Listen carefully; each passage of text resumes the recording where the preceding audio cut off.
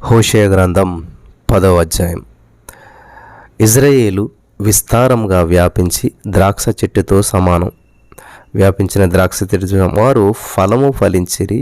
ఫలము ఫలించిన కొలది వారు బలిపీఠములను మరి విశేషంగా చేయిచు వచ్చిరి. తమ భూమి ఫలవంతమైన కొలది వారు తమ దేవతా స్తంభములను మరి విశేషముగా చేసిరి. స్తోత్రం దేవ సర్వోన్నతుడ సర్వాధికారి. ఈ యొక్క వాక్యాన్ని ధ్యానిస్తూ ఉండగా మాతో మాట్లాడి ప్రతి వారికి వినగల చెవి గ్రహించగల అనుగ్రహించమని నజరేయుడైన యేసుక్రీస్తు నామములో ప్రార్థించి నమ్మి పొందుకున్నాం తండ్రి, ఆమేన్. 2వ వచనం. వారి మనస్సు కపటమైనది కనుక వారు త్వరలోనే తమ అపరాధమునకు శిక్షను పొందుదురు. యెహోవా వారి బలిపీఠములను తుత్తునీయులుగా చేయను. వారు ప్రతిష్ఠించినటువంటి ఆ యొక్క దేవతా స్తంభములన్నింటినీ కూడా ఆయన పాడు చేయును. 3వ వచనం. రాజు మనకు లేడు, మనం యెహోవాకు భయపడము, రాజు మనకేమి చేయును అని వారు ఇప్పుడు చెప్పుదురు. 4వ వచనం. అబద్ధ ప్రమాణములు చేయుదురు, సందులు చేయుదురు, వట్టి మాటలు పలుకుదురు. అందువలన భూమి చాళ్లలో విసపు కూర మొలుచున్నట్టుగా దేశంలో వారి యొక్క తీర్పులు బయలుపరచబడినాయి. బేతావేనులో ఉన్నటువంటి దూడ విషయమై సొమ్రోను నివాసులు భయపడుదురు. దాని ప్రభావం పోయేనని ప్రజలను సంతోషించుచుండినటువంటి దాని అర్చకులను దుఃఖింతురు. ఎఫ్రాయిము అవమానం నందుటకు ఇజ్రాయేలు వారు తాము చేసినటువంటి ఆలోచనల వలన సిగ్గు తెచ్చుకొనుటకు అది అస్సూరు దేశంలోనికి కొనిపోబడి రాజైనటువంటి యారేబునకు కానుకగా ఇయ్యబడను. సొమ్రోను నాశనమగును, దాని రాజు నీళ్లలో కొట్టుకొని పోవున నురుగుతో సమానమగును. ఇజ్రాయేలు వారి యొక్క పాప స్వరూపమైనటువంటి ఆవేనులో ఉన్నటువంటి స్థలములు లయమగును. ముండ్ల చెట్లను కంపై వారి బలిపీఠముల మీద పెరుగును. పర్వతములను చూచి మమ్మును మరుగు చేయుడనియు, కొండలను చూచి మా మీద పడుమనియు, ఇక్కడ పడుమనియు వారు చెప్పుదురు. ప్రియులు గమనించాలి, ఇక్కడ 2వ యెరోబోము కాలంలో ఇజ్రాయేలు బాగా అభివృద్ధి చెందింది. సైన్యం పెద్దది, ఖజానాలో ధనం సమృద్ధిగా ఉంది. అయితే ఆధ్యాత్మికంగా దివాలా తీసింది. ఇక్కడ విగ్రహ పూజ మొదలుపెట్టిందనమాట. దేవుడు ఇస్తున్నాడని చెప్పి డబ్బు దుబారా చేస్తారు. ఆస్తిపాస్తులు అమితంగా కూర్చుకుంటారు. విలువైనటువంటి సామాగ్రి విలాస వస్తువులతో ఇంటిని నింపుకుంటారు. ఖరీదైనటువంటి బట్టలు కొంటారు. మరి అందాలకు అలంకారాలకు డబ్బు వ్యయం చేస్తూ ఉంటుంటారు. లోకం ఇచ్చేవన్నీ కూడా మనల్ని పరలోకానికి దూరం చేస్తాయి. ధనధాన్య సమృద్ధి గలవారు ఆత్మ పరీక్ష చేసుకోవాలి. నా డబ్బు ఎక్కడికి పోతుంది? దేవుణ్ణి మహిమపరచడానికి వినియోగపడుతుందా? స్వార్థం కోసమా, లేకపోతే ఎందుకోసం వినియోగమవుతున్నదా అని చెప్పి ఆలోచించాలి. ఇజ్రాయేలుకు పశ్చాత్తాపం కలగడం లేదు, రాజు భయం లేదు, దేవుని భయం లేదు. రాజు మనకేం చేస్తాడంటూ కూడా మాట్లాడతారు. దేవుని వైపు తిరగరు. దేవునికి వారు చేసేటువంటి ప్రమాణాలలో యథార్థత అనేటువంటిది బొత్తిగా లేదు. ఇక్కడ మీరు గమనించాలి ప్రియమైనటువంటి సహోదరి స్నేహితులారా, బొత్తిగా లేదు, యథార్థత అసలు లేనే లేదంట. కాబట్టి ఈ రోజున ఈ మాటలు వింటున్నట్టు నా ప్రియమైనటువంటి వారులారా, మన జీవితంలో మనం దేవునికి ఎంత యథార్థతగా, ఎంత మహిమకరంగా జీవిస్తూ ఉన్నాం. దేవునికి మాట ఇచ్చావంటే తప్పక నెరవేర్చాలి. ఇజ్రాయేలు విగ్రహాలను పూజించారు. అవి వారిని కాపాడగలిగాయా? వాటి శక్తి ఏపాటిది? వాటిని మీరు కాపాడాలా? లేక దూడ విగ్రహమా మీ నాయకుడు? అది మిమ్మల్ని నడిపిస్తుందా? మీరు దానినా అని చెప్పేసి ఇక్కడ హోషేయ 10:9 ఇజ్రాయేలు గిబియా దినముల నుండి నీవు పాపం చేయిచూ వచ్చితివి, అచ్చట వారు నిలిచి ఉండిరి. దుర్మార్గుల మీద జరిగినటువంటి ఆ యుద్ధము గిబియాలో వారి మీదకి రాగా నా ఇష్ట ప్రకారం నేను వారిని శిక్షింతును. వారు చేసిన 2 దోషక్రియలకు నేను వారిని బంధింపగా అన్యజనులు కూడి వారి మీదకి ఒత్తురు. ఎఫ్రాయిము నూర్పునందు అభ్యాసం గలదై కంకులను త్రొక్కగోరు పెయ్యవలే ఉన్నది. అయితే దాని నున్నని మెడకు నేను కాడి కట్టుదును. ఎఫ్రాయిము చేత దున్నించుటకు నేను ఒకని నియమితును. యూదా భూమిని దున్నును, యాకోబు దానిని చదును చేసుకొనును. నీతి ఫలించినట్లు మీరు విత్తనము వేయుడి, ప్రేమయను కోత మీరు కోయుడి. యెహోవాను వెదకుటకు ఇదే సమయము గనుక ఆయన ప్రత్యక్షమై మీ మీద నీతి వర్షం కురిపించినట్లు ఇది వరకెన్నడూను దున్ననటువంటి బీడు భూమిని ఇది వరకెన్నడూ దున్నటువంటి బీడు భూమిని దున్నుడి, అబద్ధమునకు ఫలము పొందియున్నారు. హోషేయ 10:13 చెప్తున్నాడు. 14 నీ జనముల మీదికి అల్లరి వచ్చును, సల్మాను యుద్ధం చేసి బేతర్బేలును పాడు చేసినట్లు ప్రాకారములు గల నీ పట్టణములన్నీ పాడగును. ఇలాగన మీరు చేసినటువంటి ఘోరమైనటువంటి దుష్టక్రియలను బట్టి బేతేలు మీకు నాశన కారణమగును. ఉదయకాలమున ఇజ్రాయేలు రాజు కొట్టబడి నిర్మూలమగును. గమనించాలి, గిబియా క్రూరత్వానికి కాముకత్వానికి పెట్టింది పేరు. నీతి విత్తనాలు వేస్తే ప్రేమ అనేటువంటి పంట కోస్తారు. నీ జీవితం అనేటువంటి పొలం విత్తనాలు వేయడానికి సిద్ధంగా ఉందా? పశ్చాత్తాప హృదయం దేవుని యొక్క విత్తనాలు వేయడానికి సిద్ధపడినటువంటి క్షేత్రం అన్నమాట. దేవునికి స్తోత్రం కలుగును గాక. ఇది చాలా జాగ్రత్తగా వినాలి. మనం ఏది విత్తుతామో ఆ పంటనే కోస్తాం. విత్తనం నాణ్యతను బట్టి పంట నాణ్యత, మన క్రియలకు ఎలాంటి ఫలితాలు వస్తాయో అంచనా వేసి చూసుకోవాలి. సైన్యం బలం ఉంటే చాలని ఇజ్రాయేల్ వారు ఆత్మవంచన చేసుకున్నారు. జాగ్రత్తగా వినాలి ప్రియులారా. సైన్యం బలం ఉంటే సరిపోదు, దేవుని బలం మనకు ఉండాలి. ఇక్కడ స్వార్థాపేక్ష లేకుండా వాస్తవాన్ని ఎరిగి లేఖనాలకు అనుగుణంగా మనం తీర్మానాలు చేయాలి. దేవుని వాక్యంలో ఉండి మన యొక్క అనుభవాలకు సరిపోయేటువంటి మరి మాదిరులను గ్రహించి అనుసరించాలి. సల్మాను ఎవరనుకుంటున్నారు? మోయాబు రాజు అన్నమాట. గమనించాలి, సల్మాను మోయాబు రాజు. ఇక్కడ ఇజ్రాయేలు సైన్య బలం మీద ఆధారపడింది, అది తప్పు. సైన్యం మీద కాదు, దేవుని మీద మనం ఆధారపడాలి.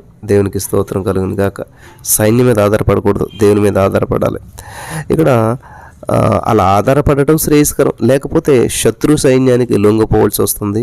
ప్రజలు మరి ఈ ప్రజలను విగ్రహారాధనకు నడిపించినటువంటి ఇజ్రాయేలీలకు మరి నాశనమే ప్రాప్తిస్తూ ఉన్నది.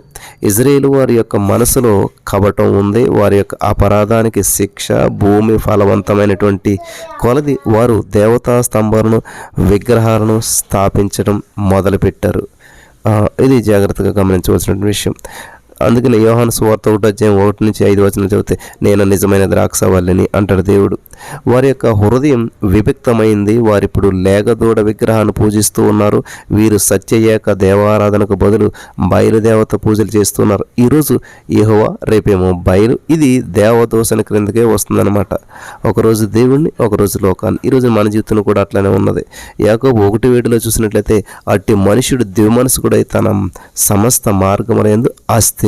2 మనసులు కలిగినటువంటి వారు, 2 పడవల మీద కాలేసేటువంటి వారు చాలామంది ఉన్నారు ఈ రోజున కూడా.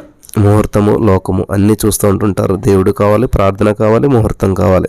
బైబిల్ మీద చేయి పెట్టి ప్రమాణం చేసి అబద్ధాలు చెప్తారు. ప్రభు కోసం బహిరంగంగా గొప్ప తీర్మానాలు చేస్తారు, కానీ వాటిని అమలుపరచరు.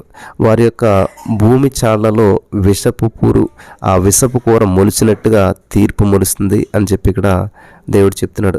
బేతేలునే బేతావేను అంటారు, బేతేలునే బేతావేను అంటారన్నమాట. ఇక్కడ బేతేలులో 1, సమరయలో 1 బంగారు లేగదూడను స్థాపించారు. ఈ యొక్క విగ్రహాల మధ్య పోటీ, వీటిలో మరి ఏది విలువైనటువంటిది, దేనికి ఎంత బంగారం ఉందని చెప్పి అంచనా వేస్తూ విలువ తగ్గిందని చెప్పి ఏడుస్తూ ఉన్నారు వాళ్ళంతా కూడా. ఇక్కడ దేవుని మహిమ గతించింది, ఈకాబోదు. వీరిప్పుడు తమ విగ్రహాలను బట్టి వాళ్ళు అతిశయిస్తూ ఉన్నారు. 10:8 ఇజ్రాయేలు వారి పాప స్వరూపమైనటువంటి ఆవేల్లో ఉన్నటువంటి స్థలములు లయమగును, మొండ్ల చెట్లు కంపయు వారి బలిపీఠముల మీద పెరుగును. దేవునికి స్తోత్రం కలుగును గాక. వినండి ప్రియులారా, పర్వతములను చూచి మరి మమ్మును మరుగు చేయడని చెప్పి కొండలను చూసి మా మీద పడమని చెప్పి వారు చెప్పుదురు. భూరాజులను, గనులను, సహస్రాధిపతులను, ధనికులను, బలిష్ఠులను, ప్రతి దాసులను, ప్రతి స్వతంత్రుడును కొండ గుహలలోను బండ సందులలోను దాగుకొని సింహాసనాశీనుడైన వాని యొక్కయు గొర్రెపిల్ల యొక్కయు ఉగ్రత మహాదినమును వచ్చెదరు. దానికి తాళజాలినటువంటి వాడెవడను లేడు.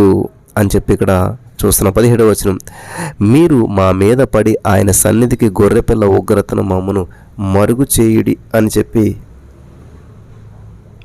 పర్వతాలతోనూ బండలతోనూ వాళ్ళు చెప్తూ ఉన్నారు. ఎఫ్రాయిము నూర్పునందు అభ్యాసం గలదై కంకులను త్రొక్కు గోరు పెయ్యవలే, ఇదివరకు ఎన్నడుతున్న బీడు భూమి వలె ఉన్నది. గలతీ 6:7 దేవుడు చెప్తున్నాడు కదా, మోసపోకుడు దేవుడు వెక్కిరించబడ్డాడు, మనుషుడు ఏమి విత్తుతాడో అదే పంటను కోస్తాడు అని చెప్పి ఇక్కడ దేవుని వాక్యం మనకి సెలవిస్తూ ఉంది. కాబట్టి ఇక్కడ ప్రియులు గమనించాలి, ఎలాగనగా తమ శరీరేచ్ఛను బట్టి విత్తువాడు శరీరం నుండి క్షయము అంటే నశించిపోయే పంటను కోయను, ఆత్మను బట్టి విత్తువాడు ఆత్మ నుండి నిత్య జీవం అనేటువంటి పంటను కోయను. వారు నీతిని విత్తితే కనికరాన్ని కోస్తారు. మన యొక్క నీతి ప్రమాణాలు ఎంతో ఉన్నతమైనటువంటి ఇజ్రాయేల్ ఈ యొక్క పాఠాన్ని నేర్చుకోలేదు. దుర్నీతి విత్తుతున్నారు, పాపాన్ని కోస్తున్నారు. దేవుని కంటే ఎక్కువగా రాజులను రాజ్యాలను నమ్మరమాట వాళ్ళంతా కూడా. గమనించాలి ప్రియులారా, దానియేలు 4:17 మహోన్నతుడకు దేవుడు మానవుల రాజ్యం పైన అధికారి అయ్యుండి తానెవరికి అనుగ్రహింపని చేయించునో వారికి అనుగ్రహించును. హల్లెలూయా. ఆయా రాజ్యము పైన అత్యల్ప మనుష్యులను ఆయన నియమించుచున్నాడని మనుషులందరూ కూడా తెలుసుకున్నట్లు ఇలాగూ జరుగును. హల్లెలూయా. ఇలాగూ జరుగును. కాబట్టి దేవుని కన్నులకు మరుగైనది ఏదీ లేదు. పాపాన్ని విత్తేటువంటి వారు పాపపు పంటే కోస్తారు. పాపం దాగదు, అది ఎప్పుడూ బయటపడి తీరుతుంది. బైబిలే సత్య గ్రంథం, వాక్యమే మన యొక్క నీతి ప్రమాణం. ఆహాబు యెజబెల్ను, ఇస్కరియోతు యూదాను అడగండి, వారి యొక్క సాక్ష్యం వినండి. వారు ఏమి విత్తారో అదే పంటను కోసారు. ఈ సూత్రం ప్రతి మనిషికి కూడా వర్తిస్తుంది ప్రియులారా, ప్రతి మనిషికి వర్తించేటువంటి సూత్రం ఇది. ఇక్కడ దేవుడు మనం చూసినట్లయితే హోషేయ 10:14 పిల్లల మీద తల్లులు నేలను పడవేయబడుదురు అంటూ ఉన్నాడు. ఇక్కడ పిల్లల మీద తల్లులు నేలను పడవేయబడుదురు. హోషేయ గ్రంథం 10:14. 137 కీర్తన 8వ వచనంలో పాడు చేయబడబో బబులోను కుమారి, నీవు మాకు చేసినటువంటి క్రియలను బట్టి నీకు ప్రతీకారం చేయవాడు ధన్యుడు అని ఇక్కడ మనం చదువుతూ ఉన్నాం. 137:9 నీ పసిపిల్లను పట్టుకుని వారిని బండకేసి కొట్టువాడు ధన్యుడు. 137 కీర్తన 9వ వచనంలో మనం చూస్తూ ఉన్నాం. పసిపిల్లలను పట్టుకుని వారిని బండకు వేసి కొట్టినటువంటి వాడంట ధన్యుడంట. ఇక్కడ మనం ఇది చాలా జాగ్రత్తగా గమనించినట్లయితే ప్రియులరా, దేవుని వాక్యం సత్యం. మనం ఏది విత్తుతామో అది కోస్తామని చెప్పి ఇక్కడ బైబిల్ స్పష్టంగా తెలియజేస్తూ ఉంది. కాబట్టి విత్తడం అంటే పొలంలో విత్తనాలు మాత్రమే కాదు, మాట. యేసుప్రభువు వస్తేనే కానీ ఈ యొక్క ప్రపంచ సమస్యలకు పరిష్కారం అనేటువంటిది ఉండదు. యేసుప్రభువు రావాలి. ఎందుకంటే ఏదో సమస్య, ఎవరు పరిష్కరించలేని సమస్యలు ప్రపంచంలో ఉన్నాయి అన్నమాట.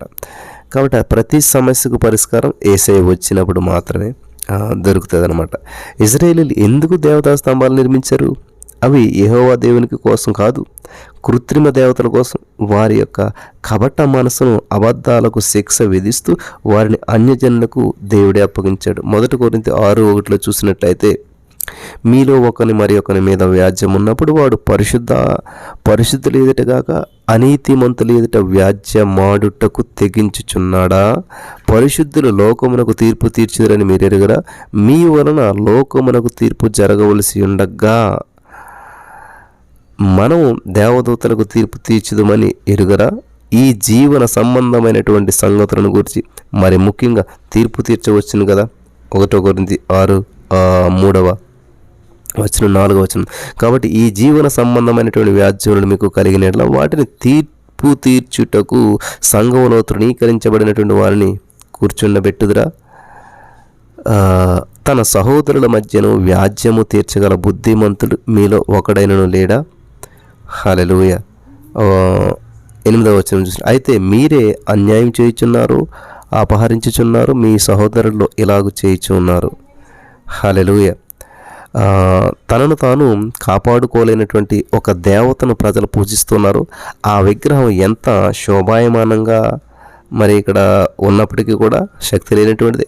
ఇజ్రాయేలు ప్రజలతో పాటు దాన్ని కూడా చెరపట్టి శత్రులు మరి తీసుకుపోయారు.